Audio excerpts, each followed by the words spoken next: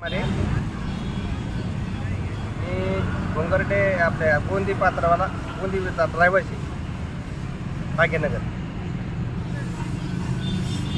तर मग मी तलाठी साजा घोंगर्डे हातगाव 245 गट नंबर 80 जमीन आहे। तिथे निलावा झालेला होता। त्याचा निलावा झालेला होता त्या समोरच्या पार्टीने निलावा घेतलेला नाही, म्हणून घोंगर्डे हातगाव साजा लावाळे साहेब यांनी म्हणला मी तुला जमीन मिळवून देतो म्हणून 90,000 रुपये द्या, मला 90,000 रुपये द्या म्हणून मी 50,000 रुपये आमच्या ठरल्याप्रमाणे 50,000 रुपये त्याला दिले तलाट्याला।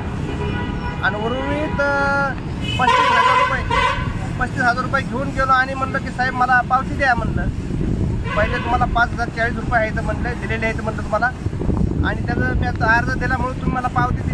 त्याच्याकडं 5,040 रुपयाचा पक्षी पुरावा आहे आणि 50,000 रुपये घेऊन गेलो आणि ते दिले आणि पुन्हा 35,000 रुपये दिले। मला साहेब मला पावती द्या।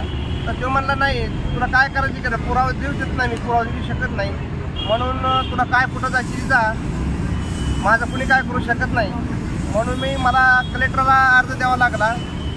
महसूल विभाग मुंबई त्याला मी विभागाला अर्ज दिला, विभागीय कार्यालय संभाजीनगर तिथंही अर्ज दिला, जिल्हाधिकारी कार्यालय तिथं एक अर्ज दिला, विभागीय अंबड जालना इथं एक अर्ज, तहसीलदार साहेब अंबड यांनाही अर्ज दिला। त्यांनी पत्र काढून सांगितलं की बाबा ह्यांच्यावर योग्य ती कारवाई करा, योग्य ती कारवाई करा। तर जिल्हाधिकाऱ्यांनी पत्र काढ दैनिक दिनांक 11/11/2025 रोजी पत्र काढ आणि सांगितलं की तहसीलदार साहेब यांच्याशी कारवाई करा। तहसीलदारांनी काही कारवाई केली नाही आजपर्यंत। पुन्हा तहसीलदारांनी पत्र काढ मंडळ अधिकाऱ्याला, त्यांची कारवाई करून यांचा अहवाल द्या, आणि त्या मंडळ अधिकाऱ्यांनी बी अजून आजपर्यंत काही कारवाई केलेली नाही। ती मी 2 दिवस झाले माझी कारवाई अजून झाली नाही, कारण का मी मागासवर्गीय असल्यामुळं माझी कारवाई होत नाही। तहसीलदारही दखल घ्यायना आणि कोणी दखल घ्यायना, मी 2 दिवस झाले इथं बसलेलो आहे। तरी साहेब ते मला शासनाने न्याय मिळवून द्यावा अशी माझी विनंती।